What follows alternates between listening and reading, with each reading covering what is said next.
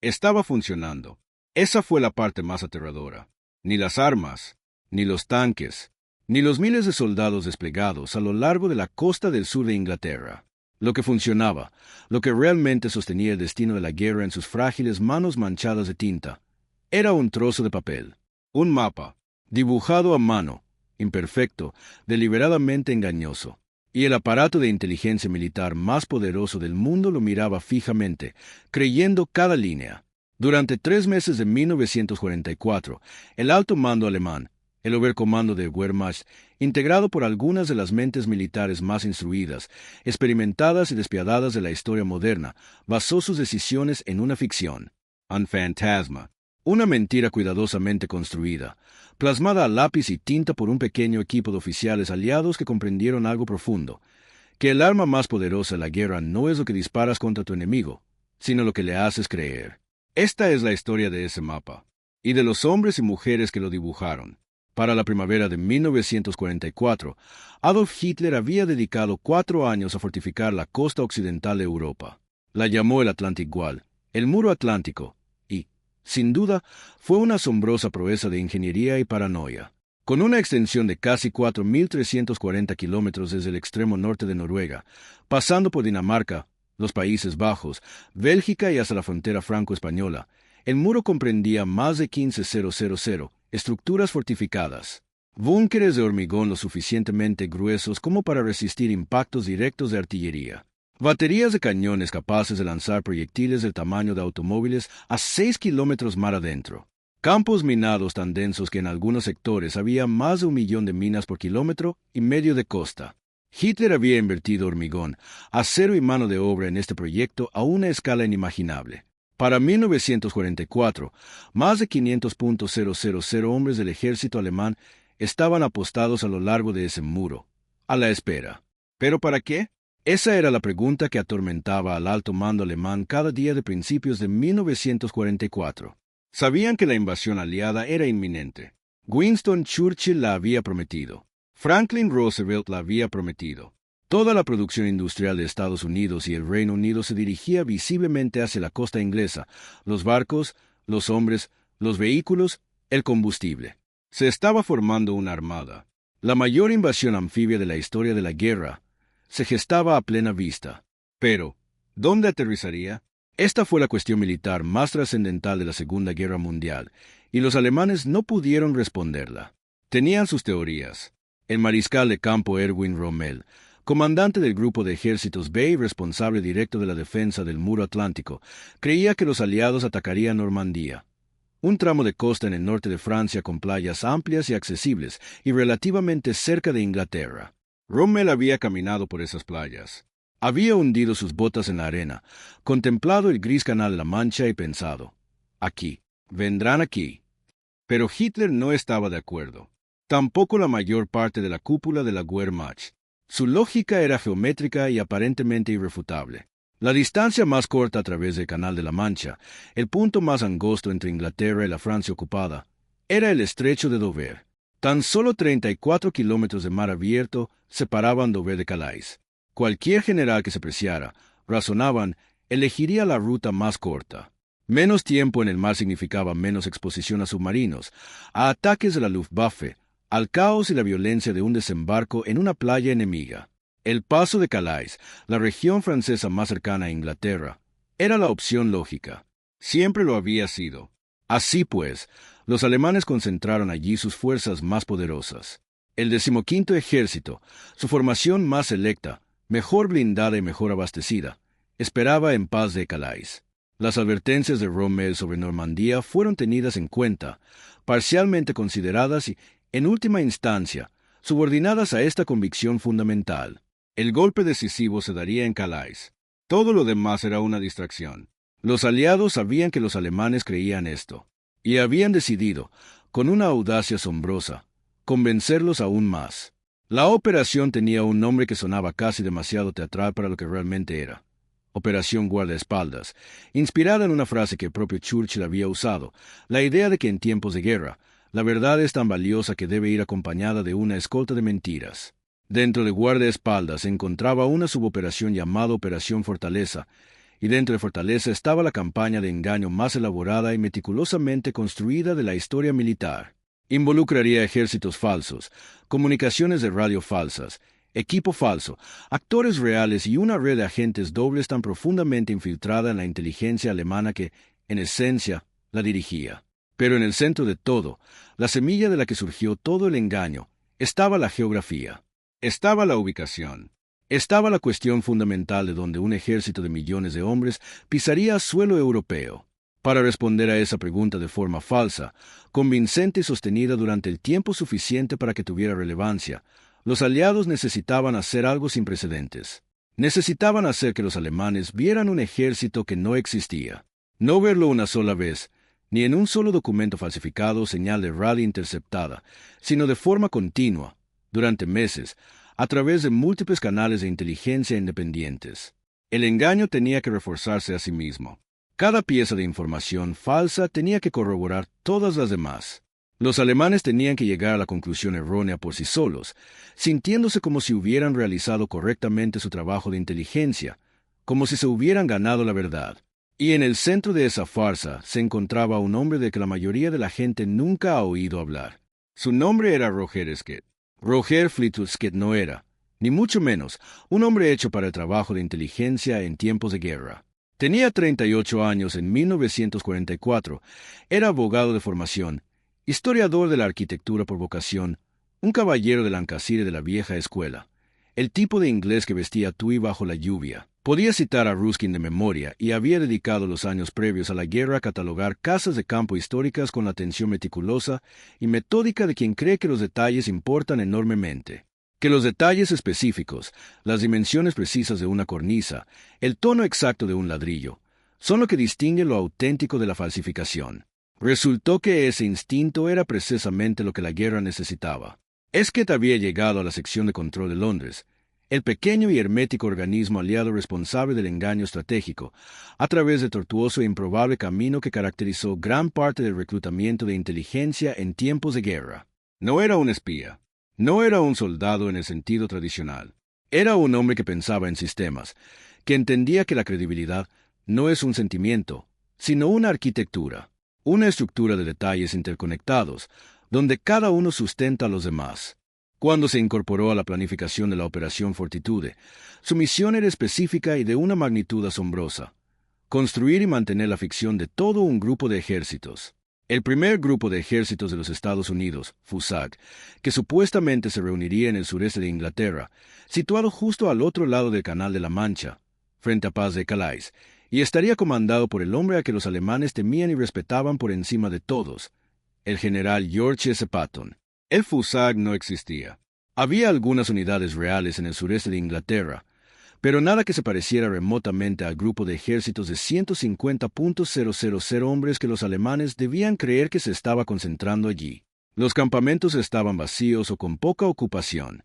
El equipo era en su mayoría inflable. Tanques de goma, piezas de artillería de lona, lanchas de desembarco falsas amarradas en el estuario del Támesis que, desde el aire, parecían reales. Se construyeron depósitos de combustible falsos completos. Se tendieron oleoductos falsos por toda la campiña inglesa, visibles para los aviones de reconocimiento alemanes. Pero un engaño visual, por muy sofisticado que sea, solo resulta convincente si se le da el respaldo documental que lo acompaña. Y en 1944, el papel significaba mapas. El mapa específico que protagoniza esta historia, no era un solo documento, sino un sistema de documentos. Una serie de diagramas de planificación operativa, registros de orden de batalla, mapas de despliegue divisional y hojas de planificación logística que, en conjunto, ofrecían una imagen extraordinariamente detallada de la composición, la fuerza y la zona de aterrizaje prevista del FUSAG. Estos documentos fueron recopilados minuciosamente por el equipo de Skeet durante el invierno de 1943 y la primavera de 1944. Hacían referencia a unidades militares reales, algunas de las cuales habían sido trasladadas o redesignadas, junto con otras completamente ficticias. Incluía notación militar auténtica, la simbología precisa utilizada en la planificación operativa aliada, las abreviaturas correctas, los colores adecuados y las escalas apropiadas. Para cualquiera con formación en la lectura de mapas militares y documentos operacionales, Parecían exactamente lo que decían ser. Pero crear los documentos era solo la mitad del problema. Hacer que llegaran a manos alemanas, de una manera creíble, era la otra mitad. Y aquí es donde el engaño se convirtió en algo cercano al arte. La operación de inteligencia británica conocida como el sistema de doble cruz 20, según la notación utilizada en aquel entonces, había logrado en 1944 algo extraordinario.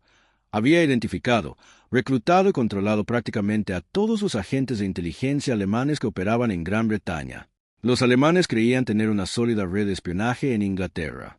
En realidad, casi todos los agentes de esa red trabajaban para los británicos o habían sido arrestados discretamente y reemplazados por un corresponsal bajo control británico. Los alemanes recibían, a través de sus propios canales de inteligencia, un flujo constante e ininterrumpido de información fabricada. El más importante de estos agentes dobles para la Operación Fortitude fue un estafador catalán llamado Juan Pujol García, quien se había acercado a la inteligencia británica en 1941 con una oferta para espiar. Fue rechazado inicialmente. Procedió a fabricar toda una red de subagentes ficticios y vender sus informes a los alemanes por iniciativa propia, y finalmente fue reclutado por MI5 cuando se dieron cuenta de que la inteligencia alemana consideraba sus informes inventados como altamente fiables. Los alemanes lo conocían por su nombre en clave, Arabel. Los británicos lo conocían como Garbo, porque, según decían, era el mejor actor del mundo. Garbo sería el principal vehículo a través del cual el mapa falso, la imagen falsa de Fusag y sus intenciones, llegó a la inteligencia alemana, pero no entregaba documentos sin procesar. Estaba haciendo algo más sofisticado. Describía lo que sus agentes ficticios afirmaban haber visto, oído o obtenido. Estaba construyendo una estructura humana alrededor del engaño en papel. Sus informes decían cosas como: un contacto en Dover informa de niveles inusuales de tráfico militar estadounidense que se desplaza hacia el sur y el este, lo que coincide con una gran formación que se concentra en Kent. Una fuente cerca de Folkestone informa haber visto insignias de divisiones estadounidenses en vehículos que coinciden con unidades previamente asociadas al mando del general Patton. Cada informe era un hilo. Cada hilo se conectaba con otros, y juntos tejían un tapiz que apuntaba, inequívocamente, hacia Paz de Calais. El hombre que tuvo que creer todo esto, a quien tuvieron que obligar a creerlo, fue el coronel Alexis Baron von Roene, jefe del Fremde West, la rama de inteligencia occidental del ejército alemán.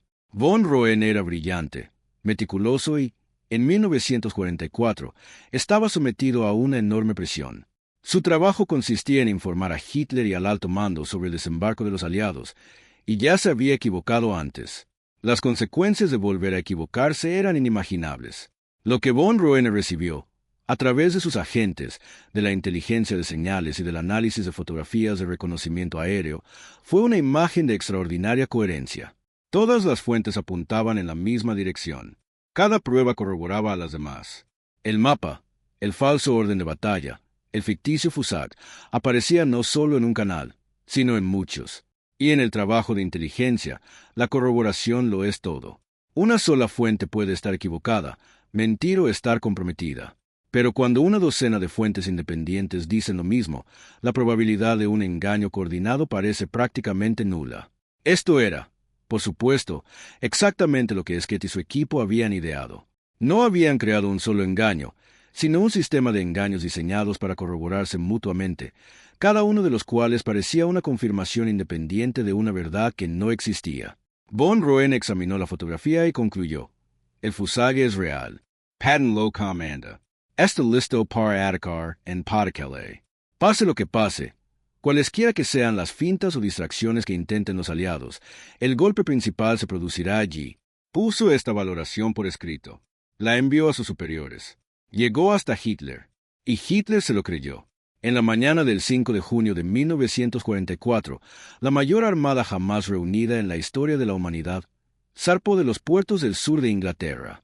Casi 7,000 barcos de todo tipo, destructores, acorazados, dragaminas, lanchas de desembarco y buques de transporte. Transportaban a 156,000 soldados, estadounidenses, británicos, canadienses, franceses libres, polacos y noruegos, a través del Canal de la Mancha hacia la costa de Normandía. El mar estaba agitado, peligrosamente agitado. El general Duig de Eisenhower, comandante supremo de la Fuerza Expedicionaria Aliada, Había tomado la decisión de partir basándose en una estrecha ventana meteorológica que su jefe de pronósticos, el capitán de grupo James Stagg, había identificado tras una semana de condiciones climáticas extraordinariamente adversas. La ventana era pequeña, las condiciones eran precarias, pero las consecuencias de esperar más tiempo, de perder la ventaja del factor tiempo, de dar más tiempo a los alemanes para reforzarse, podían ser fatales para toda la operación. Eisenhower dio la orden, y en algún lugar del sureste de Inglaterra, en campamentos desiertos y a lo largo de carreteras tranquilas, los tanques de goma permanecían inmóviles, las piezas de artillería inflable seguían en silencio, y el vasto ficticio ejército de Fusag esperaba órdenes que nunca recibiría. En la madrugada del 6 de junio, los primeros paracaidistas aliados descendieron entre nubes dispersas sobre los campos de Norman. Las divisiones aerotransportadas estadounidenses 82ª y 101ª, con 13.000 hombres, se lanzaron tierra adentro para asegurar terraplenes y cruces de carreteras. Las fuerzas aerotransportadas británicas y canadienses aterrizaron al este del río Orne para proteger el flanco izquierdo. Muchos se dispersaron por el viento, las nubes y el violento caos del fuego defensivo, aterrizando a kilómetros de sus zonas de lanzamiento previstas, luchando en pequeños grupos y confiando en un valor improvisado y desesperado para que ningún entrenamiento puede prepararte por completo. A las 6:30 de la mañana, cuando la marea alcanzó su punto más bajo previsto y los primeros rayos de luz gris comenzaban a asomar sobre el canal, las lanchas de desembarco llegaron a las playas. 5 playas. Nombres en clave: Utah, Omaha, Gold, Juno y Soul. 5 zonas de desembarco distintas que se extendían a lo largo de 80 kilómetros de la costa de Norman. 5 asaltos simultáneos, cada uno una auténtica pesadilla de ruido, fuego, agua helada y el terror específico e íntimo de huir de un barco hacia una playa donde unos hombres intentan matarte. Omaha fue lo peor. Las divisiones de infantería estadounidenses primera y 29ª desembarcaron contra defensas que no habían sido neutralizadas por el bombardeo preliminar. Las bombas habían caído demasiado tierra adentro y el fuego naval se había limitado por temor a alcanzar las lanchas de desembarco que se aproximaban. La 352ª División de Infantería Alemana, una formación veterana que la inteligencia estadounidense no había logrado identificar en el sector, estaba esperando. El agua se tiñó de rojo en cuestión de minutos. Muchos hombres se ahogaron en las olas antes de llegar a la arena. Otros cayeron en la playa antes de poder refugiarse. La compañía del 116º Regimiento de Infantería perdió 91 de sus 155 hombres en los primeros 15 minutos del desembarco. En las alturas que dominaban Omaha, los defensores alemanes contemplaban lo que parecía una defensa exitosa. Estaba matando estadounidenses más rápido de lo que estos podían desembarcar. Y entonces ocurrió algo que los defensores no habían previsto. Los estadounidenses siguieron avanzando, no porque se les hubiera ordenado, no porque la situación tuviera sentido táctico, sino porque la única alternativa a avanzar era morir en la playa, y los hombres de la infantería estadounidense, camioneros, obreros y campesinos de lugares que los defensores alemanes jamás habían oído mencionar, calcularon que avanzar era mejor que quedarse, en pequeños grupos, detrás de sargentos y tenientes, y en algunos casos justo detrás del soldado que tenían delante. Comenzaron a escalar. Al mediodía, las alturas que dominan Omaha eran objeto de disputa. Al anochecer, fueron tomadas. A finales del 6 de junio de 1944, más de 150,000 soldados aliados habían desembarcado en las 5 playas del continente europeo. Las pérdidas fueron cuantiosas, cerca de 10,000, baja solo el día de, incluyendo aproximadamente 4.400 muertos confirmados. Pero la cabeza de playa resistió. El muro, a pesar de su hormigón, acero y fortificaciones, había sido quebrado. Pero aquí es donde Mapa, el engaño dibujado a mano, cumplió su función más importante, porque la batalla del día de no se ganó el 6 de junio. Se ganó en los días y semanas que siguieron, en el momento crucial en que las reservas blindadas alemanas podrían haber sido enviadas a Normandía para hacer retroceder a los aliados hacia el mar. Los alemanes contaban con las fuerzas necesarias para lograrlo. Algunas de las divisiones Panzer más poderosas de la Wehrmacht se encontraban en reserva, listas para intervenir. Y lo que era aún más crucial, el 15º Ejército en paz de Calais, esa vasta fuerza, bien abastecida y fuertemente blindada, que había estado esperando el golpe principal de los aliados, permanecía inmóvil, sin moverse, a la espera, porque Garbo seguía transmitiendo. La noche del 5 de junio, mientras la flota de invasión cruzaba el Canal de la Mancha, Juan Pujol García envió un mensaje a sus contactos alemanes. Tenía información. Información urgente. El desembarco de Normandía, según informaron sus subagentes, se estaba produciendo, pero era una maniobra de distracción. La fuerza principal, la verdadera fuerza, el Fusar al mando de Patton, permanecía en el sureste de Inglaterra. No se había movido. La operación de Normandía tenía como objetivo atraer a las reservas alemanas hacia el sur y el oeste, lejos de Pas de Calais, antes de que el golpe definitivo llegara allí. Los alemanes confiaban tanto en la fiabilidad de Garbo, quien había forjado su reputación durante 3 años gracias a una inteligencia consistente y aparentemente precisa, que su mensaje tuvo un peso extraordinario. Llegó al OKW, el alto mando alemán. Hitler lo revisó personalmente, y en la mañana del 6 de junio, mientras la batalla de Normandía arreciaba, Hitler tomó una decisión que le costaría la guerra a Alemania. Ordenó que las reservas de tanques Panzer se mantuvieran retenidas. Se negó a liberar las divisiones blindadas que podrían haber atacado la cabeza de playa aliada mientras aún era frágil. Estaba en disputa y era vulnerable a un contraataque decidido. El 15º ejército permanecería en Pas de Calais. La verdadera invasión aún estaba por llegar. No iba a llegar. Nunca había ido a llegar. Pero Hitler creyó que llegaría durante semanas. Durante casi 3 meses después del día D, hasta mediados de septiembre de 1944, el alto mando alemán siguió esperando el desembarco aliado real en el Paso de Calais. Mantuvo allí fuerzas que podrían haber sido decisivas en Normandía. El 15º ejército, con 19 divisiones, permaneció a la espera de un enemigo que solo existía en un mapa dibujado a mano. En esos 3 meses, los aliados lograron salir de Normandía. La operación Cobra del general Omar Bradley, lanzada el 25 de julio, rompió las líneas alemanas mediante una combinación de bombardeos estratégicos y ataques blindados que destrozaron el flanco occidental de la línea defensiva alemana. El verdadero ejército de Patton, el tercer ejército de los Estados Unidos, recién activado y ya no necesario para la ficción de Fusag, arrasó la brecha con un avance blindado de asombrosa velocidad, recorriendo cientos de kilómetros en semanas, liberando vastas extensiones de Francia y, finalmente, girando hacia el este, en dirección a Alemania. París fue liberada el 25 de agosto de 1944, tan solo 80 días después del día D. Bélgica fue liberada en septiembre.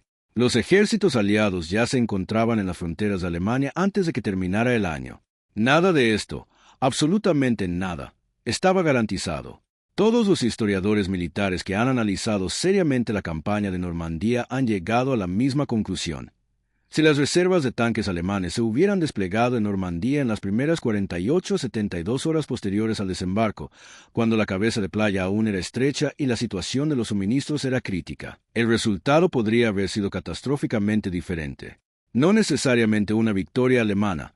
La situación estratégica en 1944 hacía casi segura la derrota final de Alemania, sino un rechazo del desembarco, un retraso de meses o años, cientos de miles de bajas más y potencialmente la pérdida de todo el concepto de invasión para 1944 y su aplazamiento a 1945 o más adelante. La diferencia entre esos dos mundos, el mundo donde los Panzer se movían y el mundo donde no, era un mapa, un engaño dibujado a mano, cuidadosamente construido y brillantemente mantenido, que mantuvo a 19 divisiones alemanas inmóviles mientras la historia seguía su curso sin ellas. Roger Esquet sobrevivió a la guerra y retomó su interés por la historia de la arquitectura. Escribió un relato detallado de la Operación Fortitude que permaneció clasificado durante décadas, publicado finalmente en una edición limitada en 1999 con el título de Fortitude, The D-Day Deception Campaign. Según la opinión de todos los historiadores de inteligencia que lo han leído, es uno de los documentos más notables de la Segunda Guerra Mundial.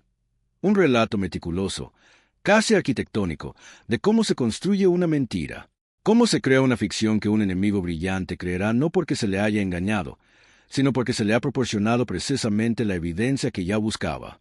Esquet falleció en 1987, antes de que se publicara su relato. No recibió un reconocimiento público significativo en vida. Su nombre no aparece en la mayoría de las historias populares del día de fue, en el sentido más profundo, un hombre que trabajó en la sombra y dejó que otros se llevaran el mérito, lo cual, quizás, sea la definición más completa de lo que debe ser un oficial de inteligencia. Juan Pujol García, Garbo fue condecorado con la Orden del Imperio Británico, MB, y, en un acto de audacia asombrosa que reflejaba a la perfección su carácter, también aceptó la Cruz de Hierro del gobierno alemán, que creía que les había servido fielmente durante toda la guerra. Tras la guerra, temiendo represalias de sus antiguos contactos de la inteligencia alemana, fingió su muerte en Angola y se trasladó a Venezuela, donde dirigió una escuela de idiomas y vivió tranquilamente durante décadas. Fue redescubierto por un historiador británico en la década de 1980, regresó a Inglaterra para conocer al príncipe Felipe y falleció en 1988. Sigue siendo la única persona en la historia que ha sido condecorada por ambos bandos en la Segunda Guerra Mundial. El sistema de doble cruce, la red de agentes que facilitaron información falsa a Alemania, fue oficialmente reconocido tras la guerra como una de las operaciones de inteligencia más exitosas jamás realizadas. Ningún agente alemán en Gran Bretaña operó libremente durante la guerra sin el conocimiento británico. Von Roene, el jefe de la inteligencia alemana que creyó en el engaño y lo transmitió a sus superiores, se vio posteriormente implicado en el complot de julio de 1944 para asesinar a Hitler. Fue ejecutado por la Gestapo en octubre de 1944, ahorcado con un alambre de piano en la prisión de Plötzensee en Berlín, uno de los casi 5.000 alemanes asesinados tras el fallido atentado. La historia lo ha tratado con cierta ambigüedad. Un hombre que fue engañado y que, al final, pudo haber optado por resistir al régimen a que servía. ¿Qué conclusión podemos sacar de esta historia? Si lo pensamos con sinceridad, nos deja con una sensación incómoda. Solemos creer que las guerras se deciden por la fuerza, por el número de soldados, la potencia de fuego y el valor.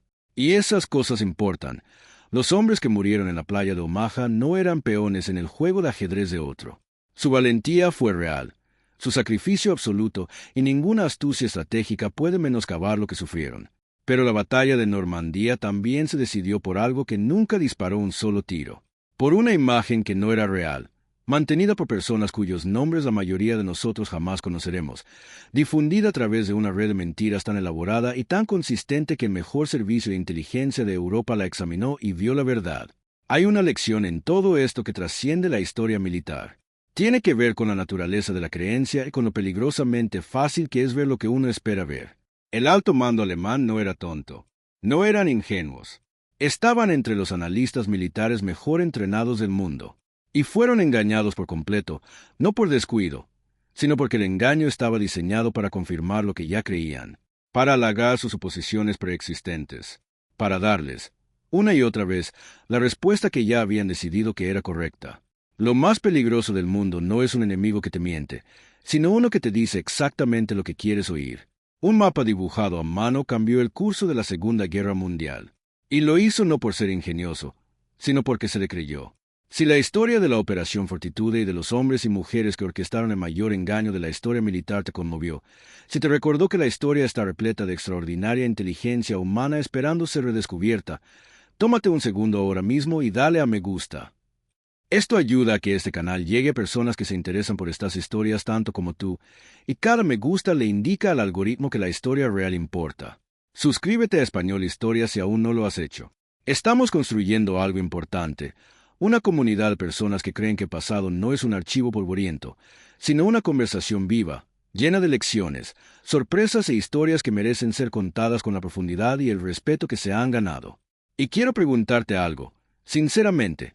Si hubieras sido Roger Esquet, si hubieras dedicado años a construir un engaño de que jamás podrías atribuirte el mérito públicamente, sabiendo que el éxito de la operación requería que permanecieras invisible para siempre, ¿lo habrías hecho? ¿Habrías aceptado ese tipo de heroísmo anónimo? Cuéntame en los comentarios. Los Leo Todos. La próxima vez nos adentraremos en una historia que ha permanecido oculta en los archivos soviéticos durante casi 70 años. El relato de un único operador de radio cuyas transmisiones, desde una posición que todos los demás ya habían abandonado, dieron a la ciudad el tiempo suficiente para sobrevivir. No se lo pierdan. Gracias por estar aquí. Gracias por estar en estas historias. Las personas que las protagonizan, aquellas que nunca tuvieron desfiles, que nunca tuvieron monumentos, que hicieron lo que era necesario y luego volvieron a casa y guardaron silencio, merecen ser escuchadas. Y ustedes son quienes las escuchan.